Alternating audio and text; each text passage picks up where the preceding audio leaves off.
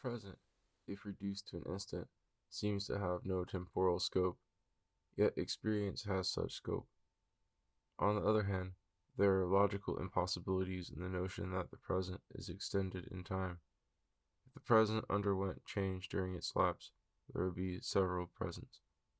A sustained present is indeed not impossible, but it would be sustained by continuing to have the same quality, so that any part of it would do for a present as well as the whole. There is accordingly no advantage in supposing the actual present to be lasting but changeless. The fact that the specious present contains duration aesthetically is irrelevant, because it would be no aid towards perceiving an extended object that the seat or source of perception in the observer should itself have extension. Because it would be no aid towards perceiving an extended object that the seat or source of perception in the observer should itself have extension. On the contrary, as what subtends the various radii of an arc is the point at which they meet, so the point of origin of the sense of duration should be single and should occupy no part of the specious time it subtends. If it has a duration of its own, that duration can be no part of the time it perceives, for, though in relation to its object it is out of time, nothing prevents it from being what it pleases on its own plane, either instantaneous or sustained in physical time. Being sustained while not helping it to perceive duration might be more congruous with the nature of its organ. If it should turn out that this organ was a temporal as well as a spatial complex, for then the active phase of the organ being sustained and covering many instants and moments, its hypostatic function, the consciousness of duration, should be sustained also. At this point we are thrown back upon the nature of physical continuity. If the efficacious phase of the organ, the state of it which involves sensation, is prolonged, the question arises whether the first efficacious moment of it has duration or not. The answer would seem to be that the first moment has duration, being an infinite collection of instants, because the mathematicians tell us there can be no instant next to or immediately after any other. Immediate transitions cannot then be between instants. An infinite number of instants of rest, for instance, must precede any beginning of motion. An infinite number of instants of motion must precede any instant at which motion is going on. There is no last instant R next to any first instant M. An infinite number of R's and M's always intervene. The transition in quality from rest to motion must accordingly take place from a continuous rest to a continuous motion. This would hold even if we decide that motion and rest can be properties inherent in instants, a hypothesis of doubtful intelligibility, or are based on such inherent properties of instants. Infinite collections of instants having these properties would always have to elapse before instants lacking those properties could begin. Changes must occur in blocks, every point of which is deep within the frontiers of its own country. Qualities reside in continua. Whether continua are not composed of infinite discrete points is not prejudged, and need not for this purpose be determined, for this infinity would itself compel every quality to stretch over an infinite number of points before it yielded to a different quality, since one point can never touch or yield to another. This only means I can conceive of avoiding this conclusion would be to deny that instants have spatial or temporal relations at all, and to raise them to metaphysical monads. This expedient, however, opens so wide a gulf between instants or points and the natural objects they are supposed to constitute, that it becomes hard to see how they can constitute them. I suppose that by this path we should soon arrive at the conclusion that the points or instants are not substantially but only transcendently related to things, i.e., they are not elements intrinsic to the things, but foci in which the things are conceived or imagined, and that the focus or seat of perception is punctiform and tangential in respect to the specious field deployed before it, was the view I was just now urging, which I think will be shared by all who understand what is meant by a transcendental principle. The first plausible solution would seem to be this, that the actual present, not envisaged, is instantaneous, whereas the specious present, envisaged but not actual, displays duration and might even embrace the whole landscape of history. Whether the apperception of this duration lasts or is instantaneous is indiscoverable by studying its deliverance. The question is irrelevant both to the actuality of the apperception and to the length of aesthetic time it surveys. Actual mental existence has no intrinsic date. It is dated subjectively by the events it views. As we all say popularly that we are living in the past or future, or plunged in this, or absorbed in that, or as philosophers say, they live in the eternal. Objectively, and by the scientific observer, actual mental existence is dated by the material processes that underlie it, which are its organ, and, when observable, are called its expression. These material processes are certainly extended in time. A single instant of nature would have no sense, in any sense of this word, just as a painter's composition, considered aesthetically, has no place within or without the material picture, nor within or without his own brain, but dwells only in the realm of essence. So perhaps the act of conceiving or viewing the composition has no place in the world of evolution, except through the physical existence of the painter and the picture, but belongs to the realm of consciousness alone, which constitutes a different dimension of being, not intrinsically temporal. It would follow that all experiences, whatever their conventional date, are in themselves coeval. As they are equal in actuality, so they are indefeasible in existence, and to call them past or future is an impertinence, hypostasizing a perspective. The order of these experiences in the realm of truth is indeed irreversible, because it is true that they take perspective views of one another which are respectively past or future. It is true that for the ages before Christ, the ages after Christ are future, and that for us the ages before Christ are past. And these fixed perspectives in the realm of consciousness express the order of material evolution which, as we have seen, is reversible only in description, not in process. For each stage of material evolution continues the elements given in the previous stage, both the substantial and the methodological elements, simply redistributing and reapplying them. But no such continuity or derivation obtains in the realm of consciousness, where each moment, like each individual animal in the realm of matter, is a new birth.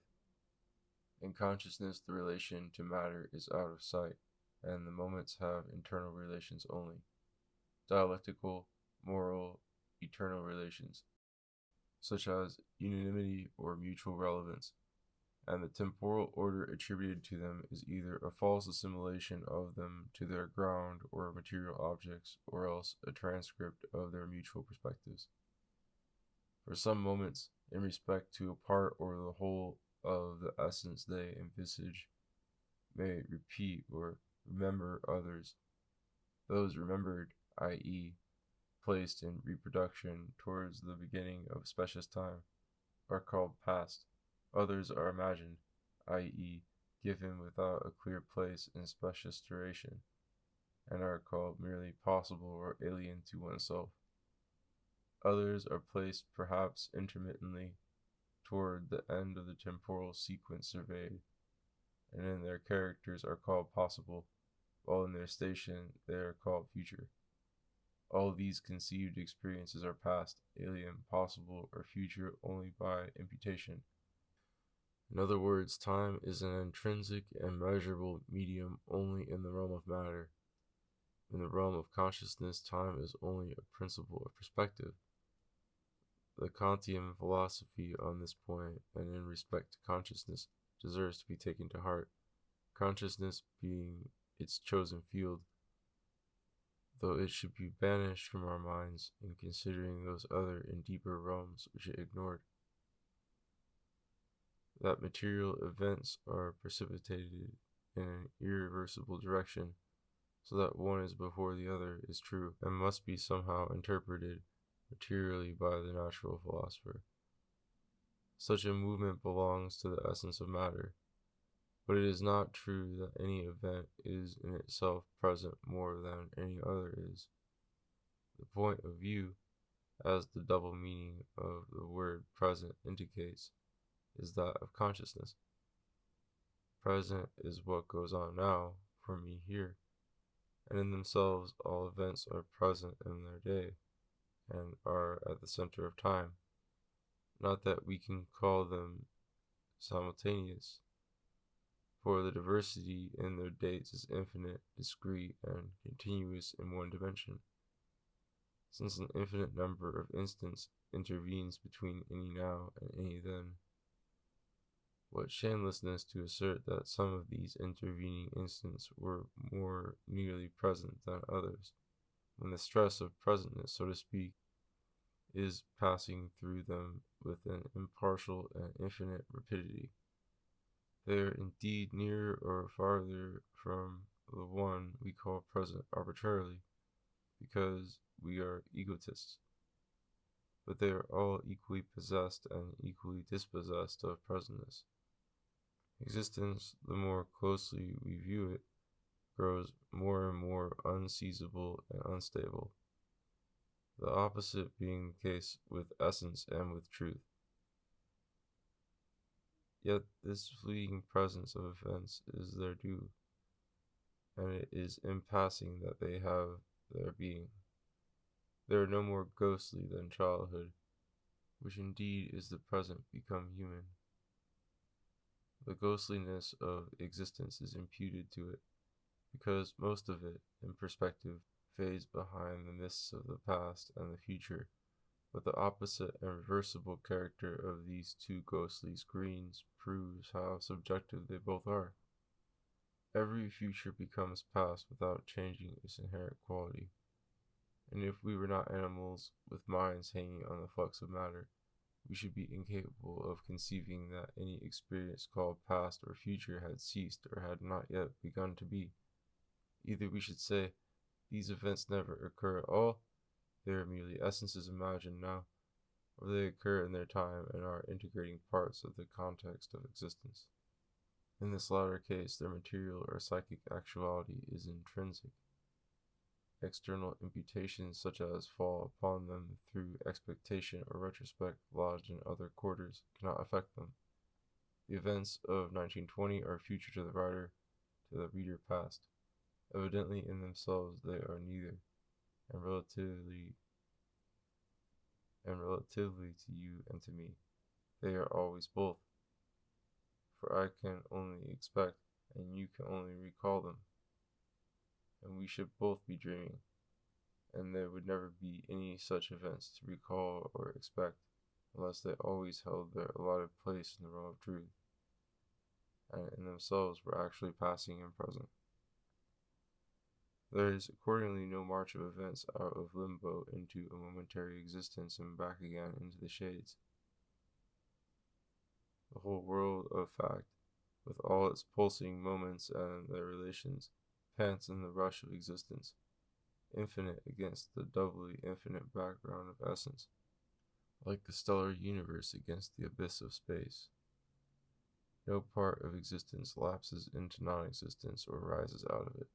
Only the superficial and reversible perspectives of consciousness, fantastic in their deliverance, though in their own plain existing facts, introduce this double twilight of pastness and futurity, and these impossible degrees of semi-existence, egotistically calling crepuscular what they see dimly, and noonday reality what lies under their nose.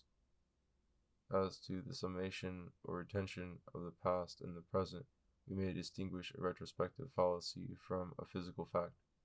The fallacy lies in supposing that because we feel that we are living the past over again, we are actually repeating integrally a past experience. The fact that we know we revert to anything proves that this second experience, conning the old theme, is not the original experience of the same, even in our opinion, and the identity of the theme itself is probably largely illusory. For how do we know what it was, save by hypostasizing the memory that remains to us, which external evidence often shows to be strangely transformed? Belief in the exact recovery of an essence present long ago gratuitously identifies a present appearance with an absent one. Or perhaps it tries to do even more, palming off the two experiences for a single fact, in order to dazzle and afford people that strange exhilaration which they sometimes find in talking nonsense. The physical fact concerned in retention is that many a moment continues the movement of the preceding moments, either by sustaining or by repeating it after an interval. Hence, for a time, reverberations of previous events may be constant or occasional. These reverberations assume, under various circumstances, the character of generation, habit, or memory. But nothing is sustained or reproduced integrally. Things are merely absorbed and enter structurally into the thing that absorbs them, until the crossing of various structures confuses them all and makes exact reproduction impossible. This may be seen going on in the light of day in the case of language. Words, phrases, literary effects are repeated ad nauseum, and yet, after revolutions or migrations, no people can keep its diction or pronunciation unaltered, and the turn of language in the end is so transformed as to be unintelligible to anyone who remains faithful to antique usage. And if we take a longer time, we find even the various species of expression passing into one another. Gesture and inarticulate sounds yield to song, song to poetry, poetry to economical speech. Mythology becomes physics, and physics mathematics, while the imitative or telepathic communication of the lower animals or of future generations of men may hardly deserve to be called language, and certainly not literature. Nevertheless, each of these phases of expression continues the physical processes that underlay its predecessors. Everything is continuous but elusive, repeating the past only generically and containing the future only materially, as a mother repeats the nature of her parents and contains the body of her child. The difficulty in describing specious change is a literary difficulty. We feel time and events lapsing before us, and we have but to find phrases that will fix and revive this feeling. It is hard to rein in our words and thoughts to such an introspective purpose, for the natural function is to disregard immediate data, and to awaken in us conceptions of objects quite different from the essences given. In defining physical change, however, the difficulty is of another order. We are then bound to propose consistent notions, and such as do not evade or contradict the facts they are meant to explain, such as the fact, for instance, that changes occur. Aesthetic essences, which poetry and music may be needed to suggest, and which words can seldom define, may quite innocently be wholly incomparable with the occasions that call them up, as pain is incomparable with wounds, or heat with friction, or sensible extension with an infinity of points. And though, of course, no essence can contradict itself, it may easily be vague or misleading when its logical implications, or dreamful variants, are taken to express the nature of any concomitant fact. Self-contradiction itself is one of our data, and the attempt to identify contraries tempts even some logicians, such as the landscape of dreams. But in the realms of existence, we are concerned with spheres from which contradiction is excluded. Not that we can impose our logic upon nature, but that, however nature is constituted, our ambition is to describe its constitution faithfully. So long as our description remains ambiguous, therefore it has not quite hugged the facts, whatever they may be. Physical change must accordingly be consistently defined, and the definition must not abandon the subject matter to which it was to apply. It must be relevant to the aesthetic change which we are trying to understand and to translate into physical terms. If this were impossible, we should have to agree with those philosophers who maintain that aesthetic change is all the change there is, so that all existence, even this perception of aesthetic change, is changeless. Motion would then be an aesthetic, but not a physical category as beauty is. What physical change is, if such a thing actually occurs, must be determined by natural science and mathematics. Nevertheless, the literary difficulty in describing aesthetic change and the scientific difficulty in defining change in existence are not disconnected, because the terms used in science to symbolize material facts are themselves given essences. And although we may prudently take these symbols lightly and drop half their quality, including their uncertain degree of definition, in predicating them of things, yet we have no other substantive terms in which to conceive things. In contrast to data, only a certain system, not belonging to the data, and intended to veto everything in the data which contradicts it. It may well happen, therefore, that the true theory of physical change or physical time should remain, as it were, in the air, physical change and time not having, any more than matter, a literal aesthetic representation in the human mind. There is accordingly no paradox in the circumstance that the physical relation of before and after should not at all resemble the intuited essence of motion or change. In consciousness, there are many degrees and varieties of persistence and of change, and the two elements seem unintelligibly mingled. There is blank duration, there is a persistent presence of some further essence during this duration. There is felt motion, there is the intuition of some essence, other than motion itself, which is the term of this motion, something new or gone. There is finally the sense that what is present has succeeded to some thing which is absent, a curious contradiction if we understand it to imply the givenness of what we believe is not given now, but was given at some other point. Perhaps what we believe is only that the object is not now by us in the existent world, the essence of the absent, however slightly defined, being certainly present when we feel the absence of that thing. But confusion breaks out in appearances the moment we use them in their concreteness as predicates of things, or even as terms of thought. If we consented to admit the complexity of being, such confusion would be avoided, since there is no contradiction in the presence of appearances conceived as such, nor in their different perspectives and shufflings.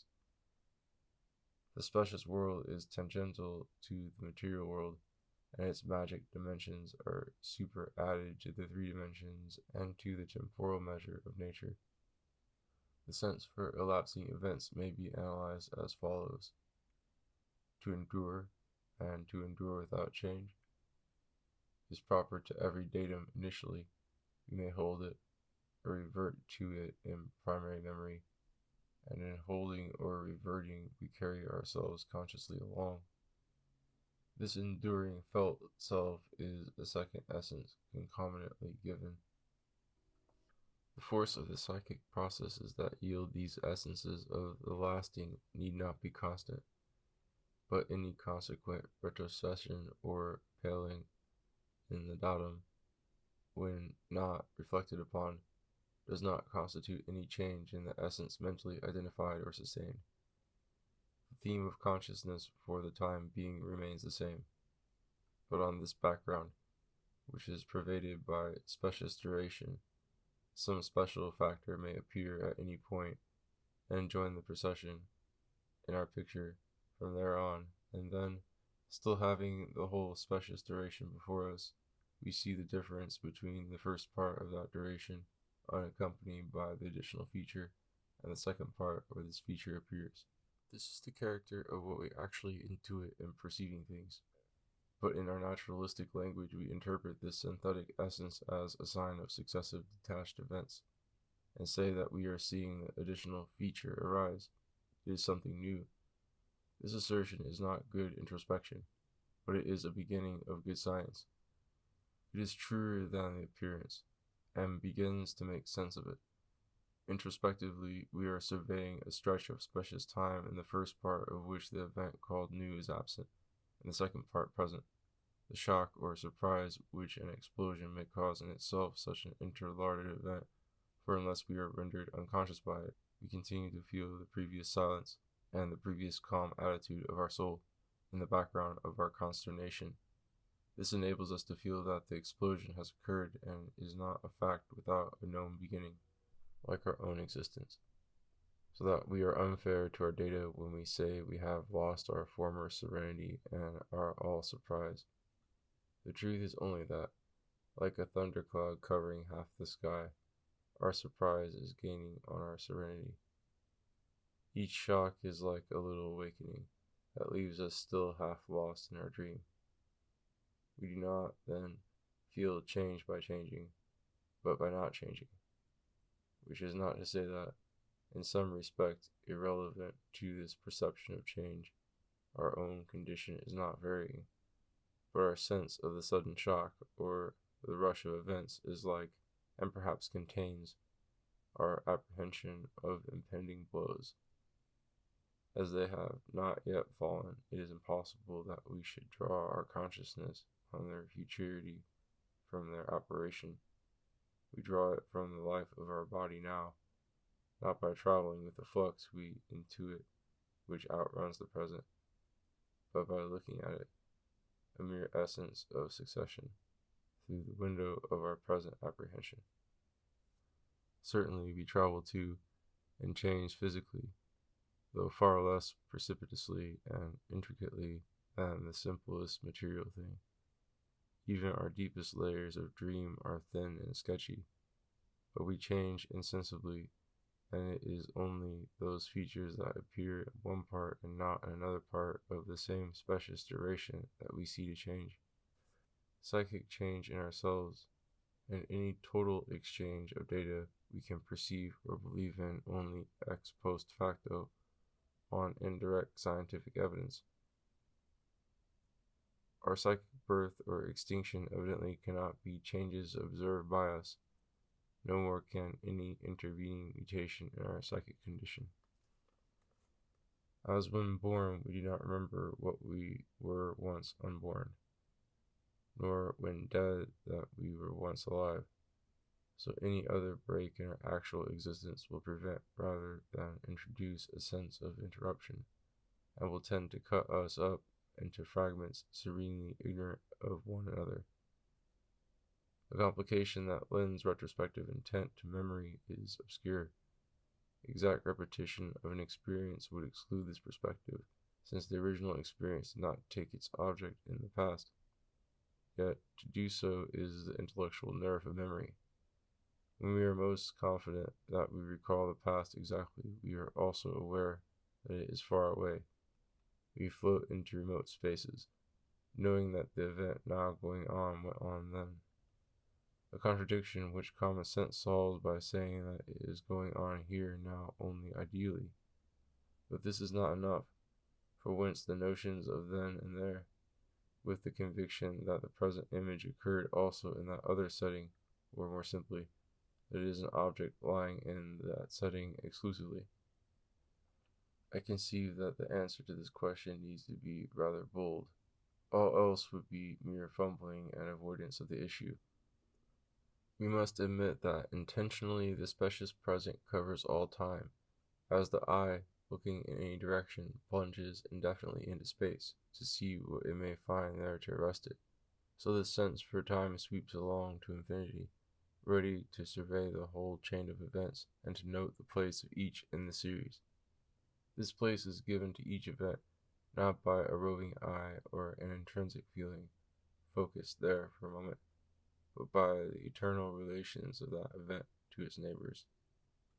We may say, accordingly, literally, review events we have viewed before, since all of them are always virtual objects of our attention. For intelligence, initially, in its cognitive attitude, is not addressed to what may chance to be already given, but to anything there may chance to be, and therefore to everything. But this native scope of cognition is miserably arrested by the accidents of place, organs, interests, and sloth. The spirit is willing to be omniscient, but the flesh is nearsighted.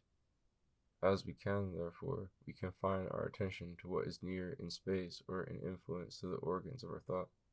And as these distances or influences are modified or reversed by new instruments turned on things from fresh points of view, various vistas cross and recross the same field, or extend it in sundry directions.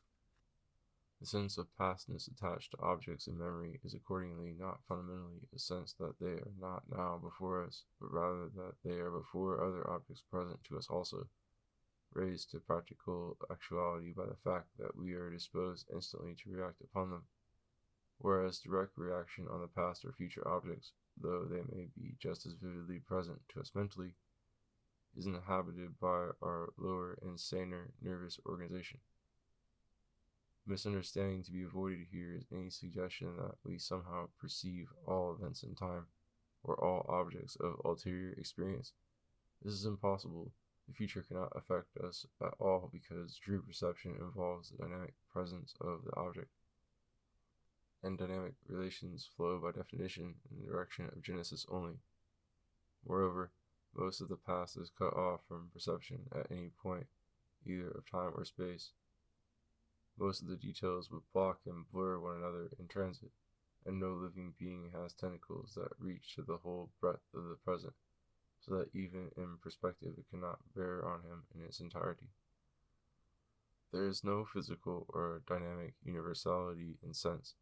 What is comprehensive is the intent of the spirit, as when an orator, without seeing or conceiving the individual members of his audience, addresses them all, or even all the world, and all future generations.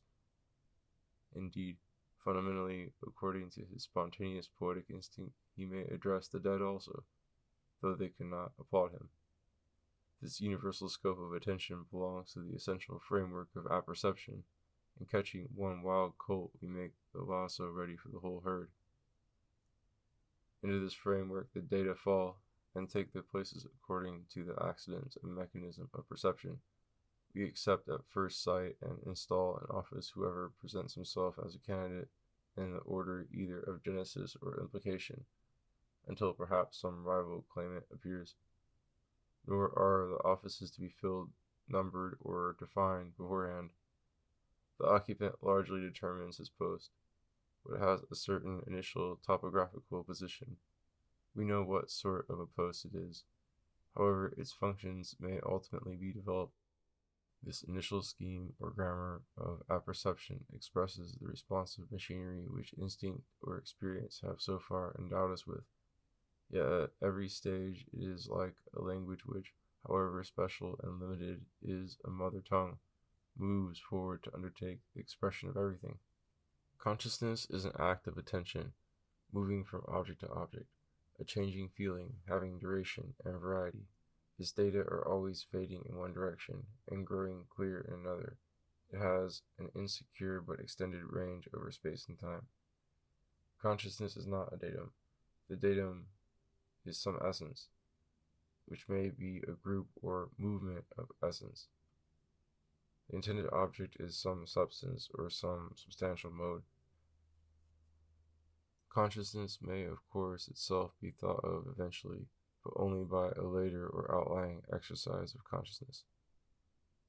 Consciousness, since its existence begins and ends, must begin and end at some absolute instant of time. But these relations of consciousness to time are not given in consciousness. What is given is a temporal and spatial field of indefinable extent, in which the lapsing duration and simultaneous variety of objects is immediately given too.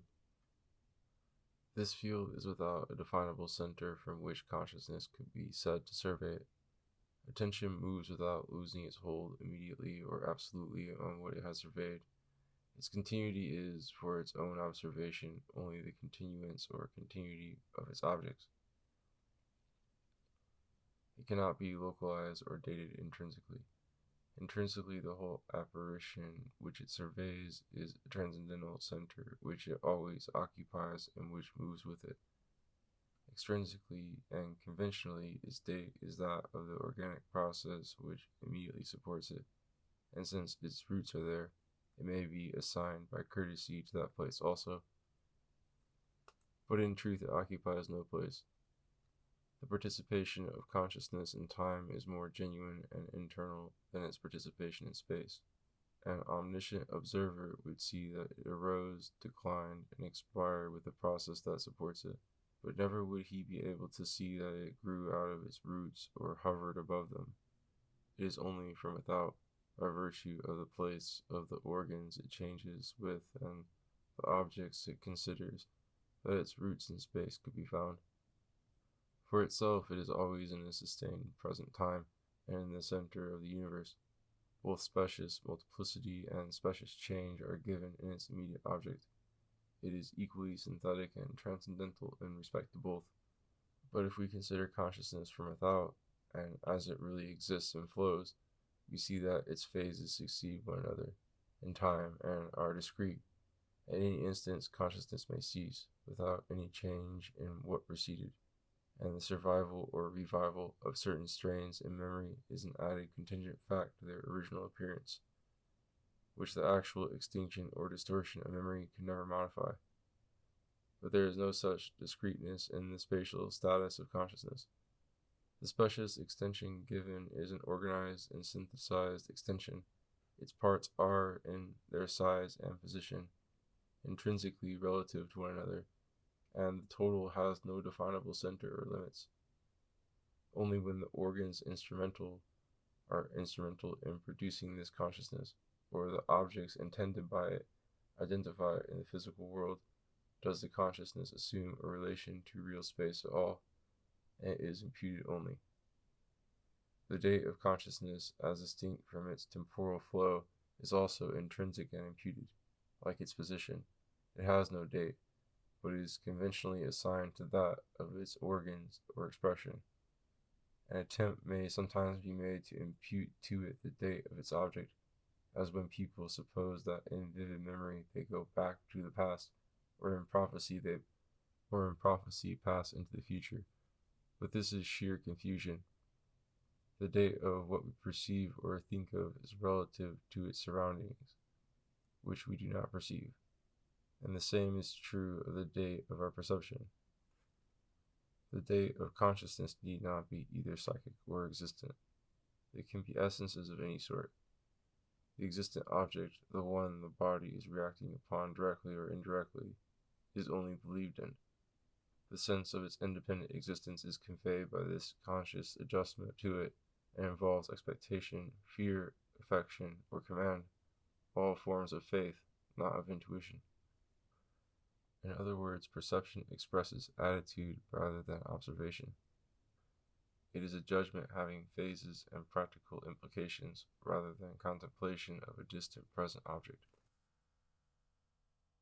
We look before we know what we shall see, and we recognize the object without consciously describing it. Consciousness is based on a mode of substance, on a physical process, and gives to this diffuse existence a synthetic expression. This expression is a fact in itself. It is hypostatic. What is or was called a state of consciousness is rather an instance of consciousness. Consciousness falling for a certain time on a certain complex of objects. It corresponds to a state or sustained process of the organ. It is not strictly a state of consciousness, because consciousness is not a substance that can change its form, but an awareness that can change its objects. Perceptions, feelings, emotions are not states of consciousness. They are states of the psyche involving consciousness of certain essences or things. This is quite obvious in the cases where the essence is well articulated. A triangle is anything but a state of consciousness. This essence is not, like consciousness, an actual existence. It exists only speciously, in that it appears. What exists actually is the consciousness of it, the hypostatic expression of the substantial process in the organ which leads the man to think of a triangle at all. Consciousness arises and vanishes. It is a fact, an event that actually takes place. But it is no tight little datum like the perceptions or ideas of the English psychologists. It has to be exercised. It has to be lived through. The tight little datum is never more than an essence. The perfectly inarticulate consciousness with which the child has of his mother is not, strictly speaking, in the child. It is certainly no part of his head, nor of his soul, nor is it properly a part of his consciousness, but the whole of his consciousness while it exists. It reveals a group of neutral qualities, but as its intuition varies with the state of the child, and in particular of his brain, it may loosely be said to be in either. The English idiom puts the matter fairly enough when it speaks of what we have or keep in mind, without saying in the mind. Good language not having yet reduced mind from an activity to a receptacle. Speech also keeps clear of paradox and confusion when it says that the child has these feelings, without saying that they are he or a part of him. For to say they are a part of the mother is to deny that they ever were born. And what cross-section of the good woman, I wonder, will they be found in? This is the character of what we actually intuit in perceiving change. This is the character of what we actually intuit in perceiving change. They are equal in actuality, so they are